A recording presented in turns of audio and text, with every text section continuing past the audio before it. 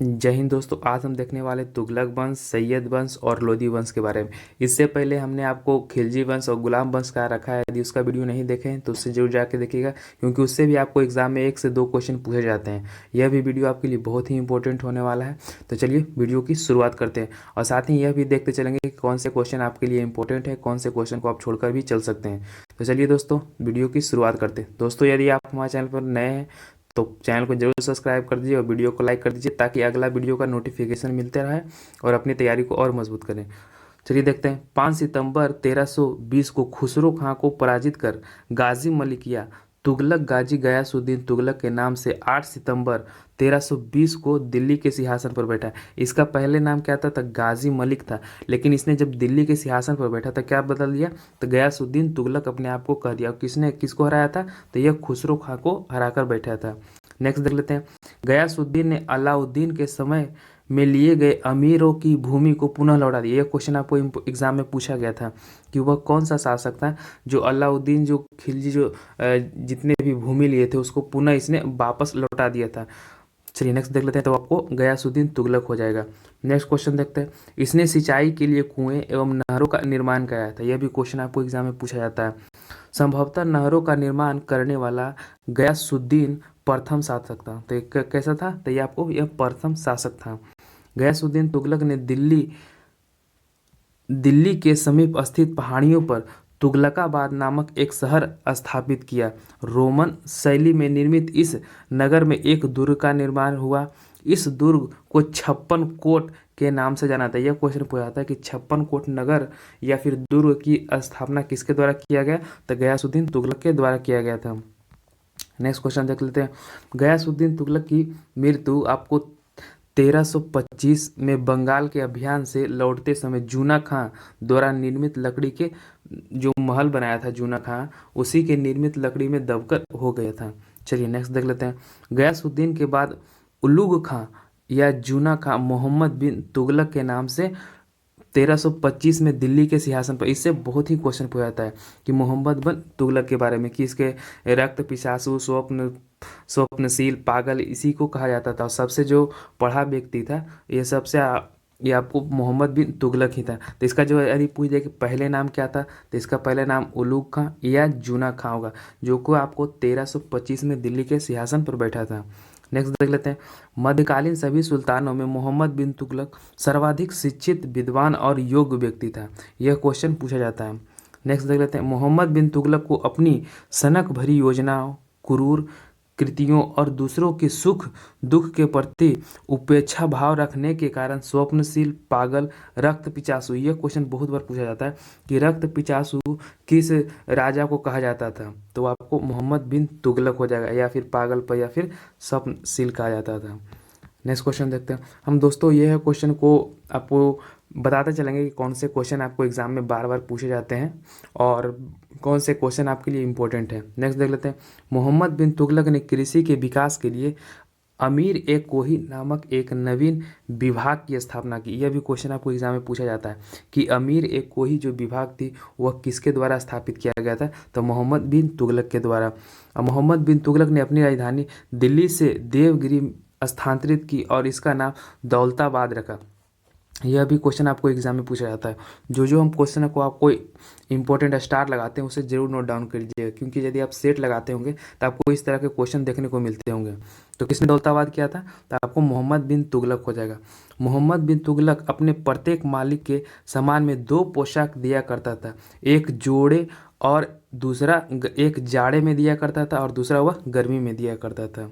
Next कहा जाता है कि डाक प्रबंधों के द्वारा मोहम्मद बिन तुगलक के ताजे फल जिसे खुरासान से पानी के लिए गंगा जल से मंगाया जाता था। नेक्स्ट देख लेते हैं।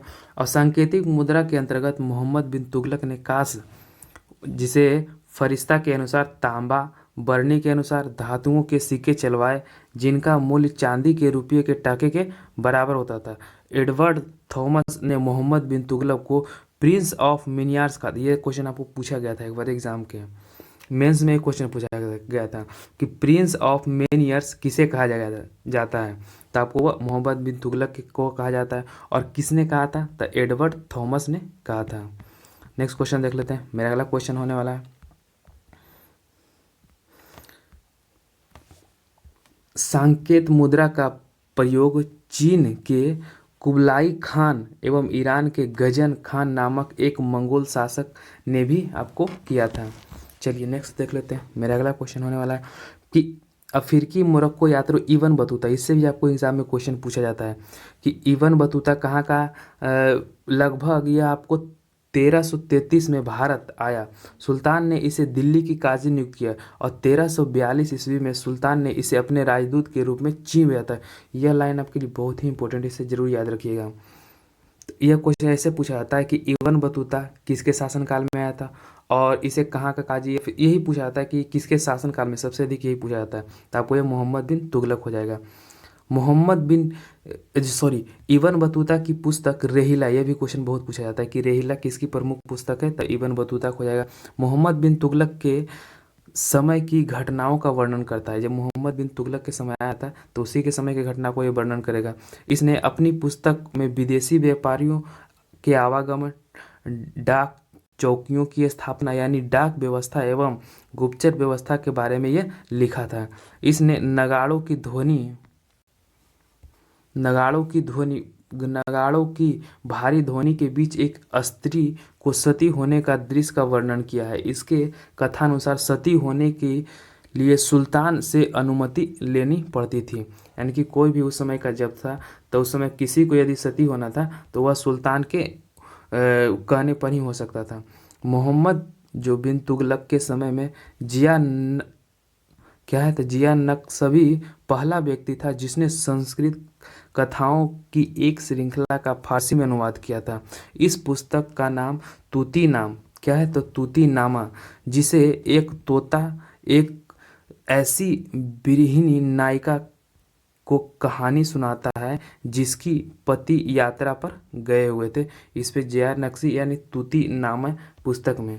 नेक्स्ट क्वेश्चन देखते हैं। मोहम्मद बिन तुगलक ने जिन प्रभु सूरी नामक जैन साधु को अपना दरबार में बुलाकर सम्मानित किया था, किसे, तो जैन प्रभु सूरी को। मोहम्मद बिन तुगलक की मृत्यु 20 मार्च 1351 को सिंध जाते समय थट्टा के निकट हो गया। यह क्वेश्चन आपको लूसेंट ऑब्जेक्टिव में दिया गया था कि वहाँ कहाँ, तो यह थट्टा के निकट गोडाल में हो गया था। नेक्स्ट देख लेते हैं। मोहम्मद बिन तुगलक के शासन में दक्षिण में हरिहर एवं बुक्का नामक दो भाई स्वतंत्र राज्य विजयनगर की स्थापना की थी। यह क्वेश्चन आपको पूछा जाता है कि जो विजयनगर के स्थापना है यह किसके द्वारा किया गया, तो हरिहर और बुक्का के द्वारा किया गया। और किसके शासन काल में किया गया, यानी किसके उस समय शासन काल चल रहा था, तो मोहम्मद बिन तुगलक का। नेक्स्ट क्वेश्चन देख लेते हैं। महाराष्ट्र में अलाउद्दीन बहमन शाह 1347 में स्वतंत्र बहमनी राज्य की स्थापना की। तो बहमनी राज्य की स्थापना अलाउद्दीन बहमन शाह ने 1347 में किया था। नेक्स्ट देख लेते हैं। मोहम्मद बिन तुगलक की मृत्यु पर इतिहासकार बदायूनी लिखता है, अंततः लोगों को और उससे मुक्ति मिल गई।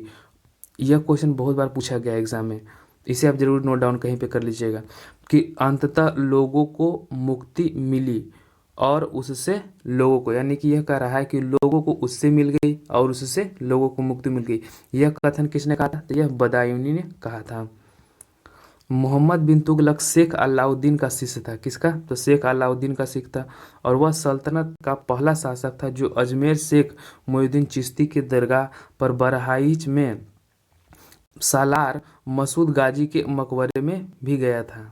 नेक्स्ट देख लेते हैं। मोहम्मद बिन तुगलक ने बदायूं में मीरन मुल्हिम, दिल्ली के में शेख निजामुद्दीन औलिया, मुल्तान में शेख रुकुद्दीन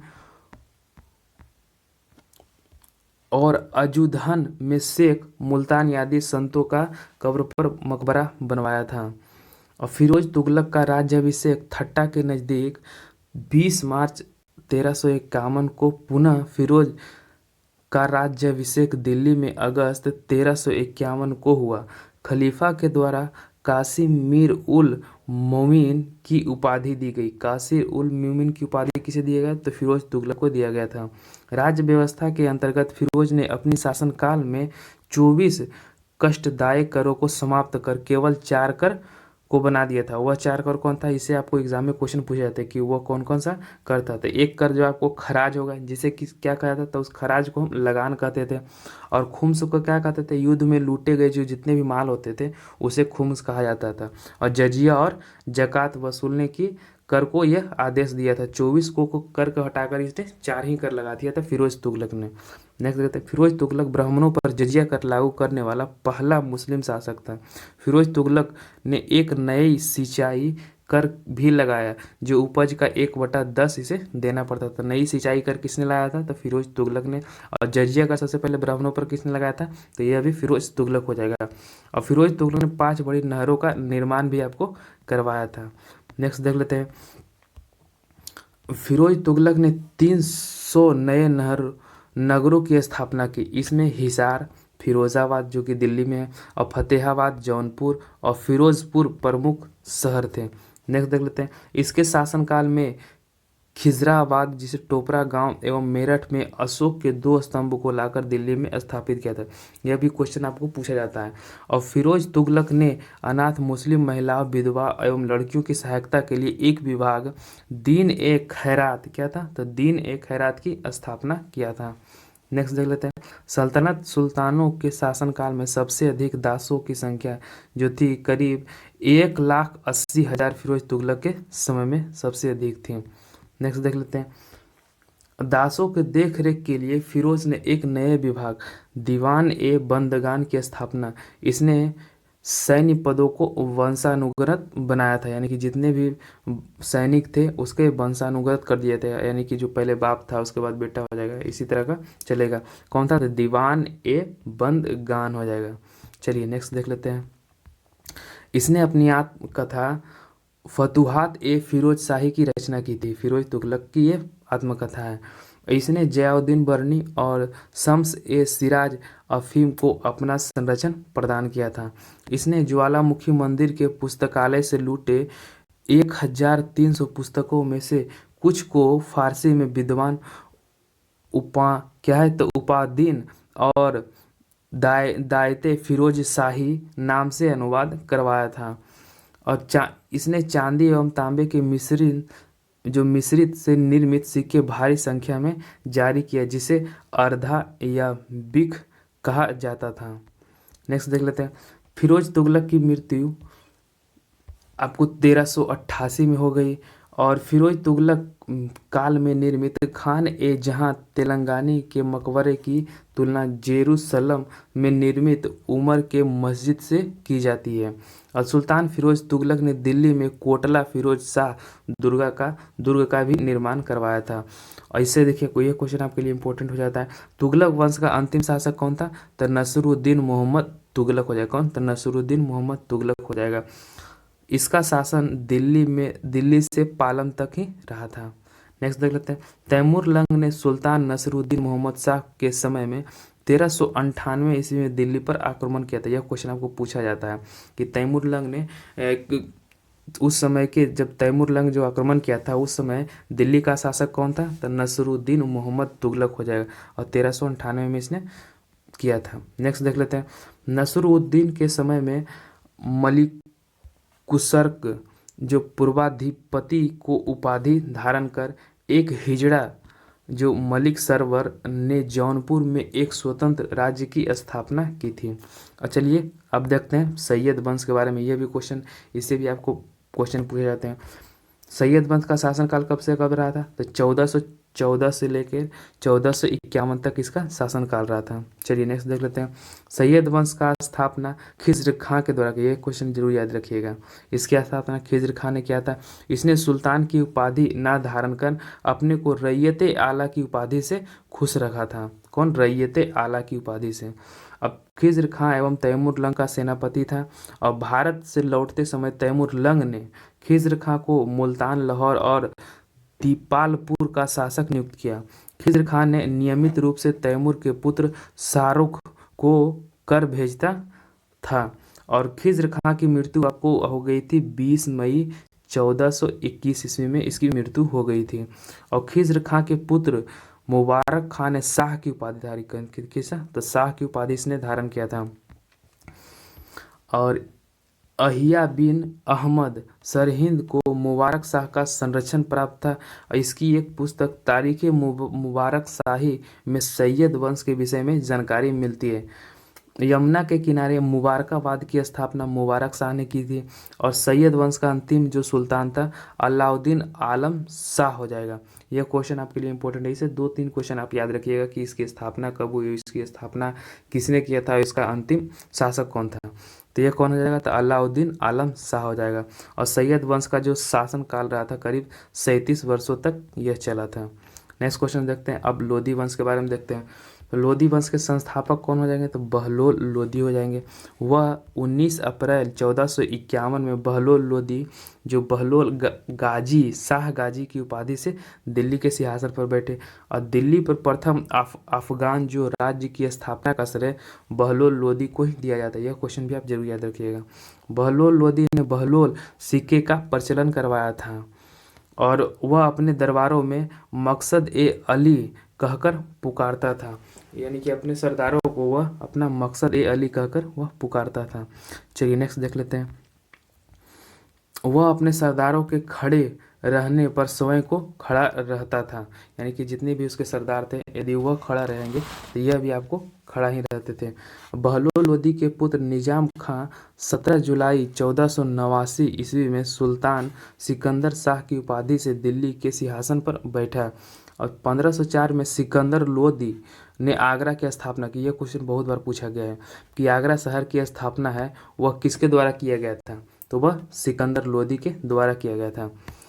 और भूमि के लिए मापन में प्रमाणिक पैमाना गजे सिकंदरी, यह भी क्वेश्चन आपको पूछा था कि गजे सिकंदरी किसके द्वारा चलाया गया था, तो सिकंदर लोधी के द्वारा ही चलाया गया था। और गुरुखी शीर्षक से फारसी कविताएं लिखने वाले सुल्तान सिकंदर लोधी था। यह भी क्वेश्चन आप जरूर याद रखिएगा। ये एक हो गया और एक हो गया और ये 3 क्वेश्चन को आप निश्चित रूप से जरूर याद रखिए। चलिए नेक्स्ट क्वेश्चन देख लेते हैं कि सिकंदर लोधी ने आगरा को अपनी नई राजधानी बनाया। यानी कि जब नया शहर वह उसने अपना स्थापित किया था आगरा, तो उसी को भी इसने अपना राजधानी बनाया। और इसके आदेश पर संस्कृत के एक आयुर्वेद ग्रंथ को फारसी में फरंग जो है फार हिंगे सिकंदरी के नाम से अनुवाद किया। इसने नगरकोट के ज्वालामुखी मंदिर की मूर्ति को तोड़कर उसके टुकड़े को कसाईयों को मांस तौलने के लिए इसने कितना, यह देखिए क्रूर शासक था कि ज्वालामुखी मंदिर की मूर्ति को तोड़कर उसके टुकड़े को कसाई को मांस तौलने के लिए इसने प्रेरित करता था, दे दिया था। और इसने मुसलमान को ताजिया निकालने और मुसलमान स्त्रियां होती थी उससे पीरों और संतों के मजार पर जाने पर प्रतिबंध लगाता है। यह क्वेश्चन भी आपको पूछा जाता है कि वह कौन सा शासक था जिसने जितनी भी मुस्लिम स्त्रियां थी उसको पीरों और संतों को मजार पर जाने पर प्रतिबंध लगा दिया था। तो वह कौन हो जाएगा, तो आपको ये हो जाएगा आपको सिकंदर लोधी हो जाएगा। चलिए नेक्स्ट क्वेश्चन देख लेते हैं कि गले की बीमारी के कारण सिकंदर लोधी की मृत्यु 21 नवंबर 1517 में हो गई। और इसी दिन इसका पुत्र इब्राहिम जो शाह की उपाधि से आगरा को सिंहासन पर बैठ गया। इब्राहिम शाह की उपाधि से इसने आगरा के सिंहासन पर बैठ गया। और संभवतः दिल्ली के सुल्तान में सिकंदर लोधी प्रथम सुल्तान था जो हिंदुओं के त्योहारों को मुख्यतः होली में भाग लेता था। तो वह सिकंदर लोधी ऐसा पहला शासक था जो आपको हिंदुओं के होली के त्यौहार में यह भाग लेता था। और दिल्ली को मोठ मस्जिद सिकंदर लोधी के प्रधानमंत्री मियाँ भोइया ने 1505 में बनवाया था। चलिए नेक्स्ट क्वेश्चन देख लेते हैं कि 21 अप्रैल 1526 को पानीपत के प्रथम युद्ध में इब्राहिम लोधी बाबर से हार गया। इस युद्ध में वह मारा गया था। इस युद्ध में वो क्या गया था, तो वह मारा। बाबर को भारत पर आक्रमण के लिए नियंत्रण पंजाब के शासक दौलत खान लोधी एवं इब्राहिम लोधी के चाचा आलम खान ने दिए थे। यह क्वेश्चन बहुत बार पूछा जाता था कि बाबर को जो आक्रमण करने का जो निमंत्रण किसके द्वारा दिया गया था, तो वह पंजाब के एक शासक था जिसका नाम था दौलत खान लोधी और इब्राहिम लोधी के चाचा जिसका आलम खान नाम था। चलिए अब देख लेते हैं सल्तनत काल के शासन व्यवस्था से, इससे भी आपको एग्जाम में क्वेश्चन पूछे जाते हैं। तो चलिए दोस्तों, जो भी हमारे चैनल को अभी तक सब्सक्राइब नहीं किए वो जरूर निश्चित रूप से सब्सक्राइब कर लें ताकि अगला वीडियो का नोटिफिकेशन आपको मिलता रहे और अपनी तैयारी को और मजबूत करते रहें। अब जो वीडियो को लाइक नहीं किए वो जरूर लाइक कर दे। तो चलिए चलते हैं। केंद्रीय प्रशासन के मुखिया को क्या कहा जाता था? तो सुल्तान। तो इस तरह के क्वेश्चन आपको पूछा जाता है कि जो सल्तनत काल था उसमें केंद्रीय प्रशासन के मुखिया को क्या कहा जाता था? तो उसमें उसे सुल्तान कहा जाता था। नेक्स्ट देख लेते हैं। बलबन और अलाउद्दीन के पास अमीर प्रभावहीन हो गए थे। जब बलबन और अलाउद्दीन का जो समय था, शासनकाल था, उस समय अमीरों का जो प्रभावहीन हो गया था, यानी कि अमीरों को इसमें कोई भूमिका नहीं रहती थी। अमीरों का महत्व चरमोकस पर था लोधी वंश में। यह क्वेश्चन पूछा जाता है लोधी वंश के शासन काल में। और सल्तनत काल में मंत्री परिषद को मजलिस ए खलवत कहा गया था। अब मजलिस ए खास में मजलिस ए खलवत की बैठक होती थी। और बार ए खास, इसमें सुल्तान सभी दरबारी खानों, अमीरों, मालिकों और अन्य रसोइयों को बुलाते थे। अब बार ए आजम, सुल्तान राजकीय कार्यों को अधिकांश भाग पूरा करते थे, यानी कि जितने भी राजकीय कार्य होते थे उसका जो कार्य है वो बार ए आजम में ही किया करते थे। नेक्स्ट क्वेश्चन देख लेते हैं कि वजीर के राजस्व विभाग के जो प्रमुख होते थे उसे क्या कहता था? उसे वजीर कहा जाता था। और प्रांतों एवं अन्य विभागों से प्राप्त आय एवं व्यय का लेखा जोखा जिसे रखता था उसे मुशर्रिफ ए मुमालिक कहा जाता था। और उधार दिए गए धन का हिसाब रखना जिसे क्या कहा जाता था? तो मजमू अदार कहा जाता था। और कोषाध्यक्ष को खजीन कहा जाता था। दीवान ए अर्ज अथवा सैन्य विभाग का प्रमुख को अरीज ए मुमालिक कहा जाता था। और धर्म विभाग एवं दान विभाग का प्रमुख को सद्र उस सुदूर कहा जाता था। और सुल्तान के बाद न्याय का जो सर्वोच्च अधिकारी होता था काजिल उल कजात होगा। यह क्वेश्चन को जरूर याद रखिएगा, काजी उल कजात हो जाएगा। और गुप्तचर विभाग के प्रमुख अधिकारी को बरीद मुमलिक कहा जाता था। तो चलिए चलते हैं आगे की तरफ। ये क्वेश्चन आप जरूर याद रखिएगा कि दान विभाग को क्या कहा जाता था? तो दीवान एक खैरात कहा जाता था दान विभाग को। अब दास विभाग को बंदगान, दीवान ए बंदगान कहा जाता था। पेंशन विभाग को दीवान ए इस्तेमाहक कहा जाता था। ये तीनों को आप जरूर याद रखिएगा क्योंकि इसी तीनों से आपको क्वेश्चन बहुत बार पूछे जाते हैं। नेक्स्ट देख लेते हैं। जो विभाग था वह किसके किसके द्वारा बनाया गया था? तो दीवान ए मुफ्त खराज जो विभाग था, वित्तीय विभाग, ये अलाउद्दीन खिलजी के द्वारा बनाया गया था। और दीवान ए कोही जो कृषि विभाग था यह मोहम्मद बिन तुगलक। सबसे अधिक क्वेश्चन इसी से पूछा जाता है कि दीवान ए कोही जो विभाग है वह किसके द्वारा बनाया गया था? तो मोहम्मद बिन तुगलक के द्वारा। और दीवान ए जो बनाया गया यह बलबन के द्वारा। और बंदगान जो बनाया गया था यह फिरोज शाह तुगलक के द्वारा। खैरात भी फिरोज शाह तुगलक और इस्तेमाहक भी फिरोज शाह तुगलक ही हो जाएगा। नेक्स्ट देख लेते हैं। सल्तनत काल में दीवानों, रियासतों, धार्मिक मामलों और पवित्र स्थानों पर योग विद्वानों और धर्मरायनों लोगों को वजीफा देता था। इसका अध्यक्ष सदर होता था जो साधारणतः प्रधान काजी होता था। यह न्याय विभाग का भी आपको अध्यक्ष होता था। दीवाने इंसा नामक विभाग राज्य के पत्राचार से संबंधित रखता था और साम्राज्य में विभिन्न भागों में चल रहे गतिविधियों को पूर्ण जानकारी के लिए दूतों की नियुक्ति की जाती थी।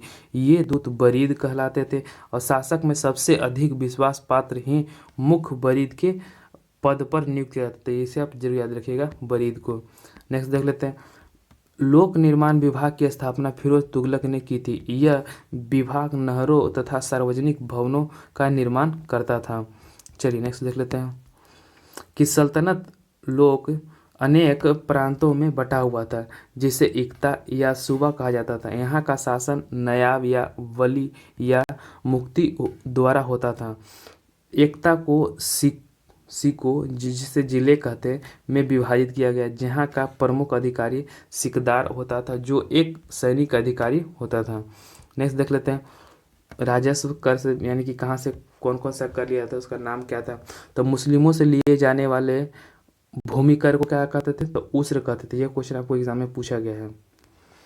और गैर मुस्लिमों से लिए जाने वाले भूमि कर को खराज कहते थे। यह भी आपको बहुत इंपॉर्टेंट है, ये दोनों को आप जरूर याद रखिएगा।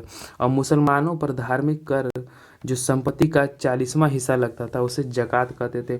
और गैर मुस्लिम पर जो धार्मिक कर लगता था, ये चारों क्वेश्चन को आप जरूर निश्चित रूप से जरूर याद रखिएगा। नेक्स्ट देख लेते हैं। यह लूटे हुए धन, खानों अथवा भूमि में गड़े हुए खनिजों की प्राप्त संपत्ति का 1/5 भाग तथा जिस पर सुल्तान का अधिकार था तथा शेष 4/5 भाग पर उसके सैनिक अथवा खजाने को प्राप्त करने वाले व्यक्ति का अधिकार होता था। परंतु फिरोज तुगलक को छोड़कर अन्य सभी शासकों का 4/5 हिस्सा एवं स्वयं अपने लिए रखता था। और सुल्तान सिकंदर लोदी ने गड़े हुए खजाने में कोई भी हिस्सा नहीं लिया करता था, यानी कि जो सिकंदर लोदी था वह गड़े हुए हिस्से में कोई भी हिस्सा नहीं लिया करता था। जितना भी आपको खजाना का लूट है सब उसी में शकों में परागनों में विभाजित किया गया था। अमील परागने का मुख्य अधिकारी होता था और मुशर्रिफ लगान को निश्चित करने वाला अधिकारी होता था। और एक शहर या 100 गांवों के शासन को देखने के लिए अमीर ए सदर नामक अधिकारी करता था। और प्रशासन की जो सबसे इकाई होती थी उसे ग्राम, यह क्वेश्चन पूछा जाता है। प्रशासन की सबसे छोटी इकाई को ग्राम कहा जाता था। और ग्राम में सबसे अधिक प्रभावशाली लोग खुद छोटे जमींदार और मुकद्दम जिसे मुखिया होता था, ग्राम का एक पटवारी भी होता था। नेक्स्ट देख लेते हैं, सल्तनत की अस्थाई सेना जिसे खास खेल नाम दिया गया था, इसे भी आप जरूर याद रखिएगा। मंगोल के सेना का वर्गीकरण की दशमलव प्रणाली की सल्तनत सैन्य व्यवस्था का आधार बनाया गया था। और सल्तनत काल में बारूद की सहायता से गोला फेंकने वाली मशीन जिसे हम क्या है तो मग लीक कहते थे और आराद कहा जाता था, ये दोनों जरूर याद रखिएगा। और अलाउद्दीन खिलजी ने एकता प्रथा को समाप्त किया था, यह क्वेश्चन आपके लिए बहुत ही इंपॉर्टेंट है, बहुत बार पूछा जाता है कि एकता प्रथा का समाप्ति किसके द्वारा किया गया था, अलाउद्दीन खिलजी। एकता प्रथा को दोबारा शुरुआत किसने किया था, यह भी आपके लिए बहुत ही इंपॉर्टेंट है, तो फिरोज तुगलक के द्वारा इसे फिर से शुरू कर दिया गया था।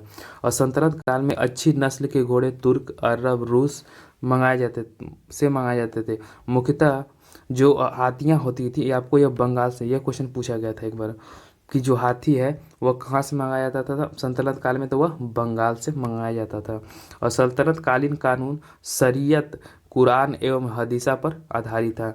और मुस्लिम कानून के 4 महत्वपूर्ण स्रोत थे, एक कुरान हो गया, एक हदीसा हो गया और एक इज्मा हो गया और एक आपको कयास हो गया। चलिए नेक्स्ट देख लेते हैं, सल्तनत सप्ताह में 2 बार दरबार में न्याय करने के लिए, जो सुल्तान थे वो आपको 2 बार न्याय करने के लिए दरबार में आते थे।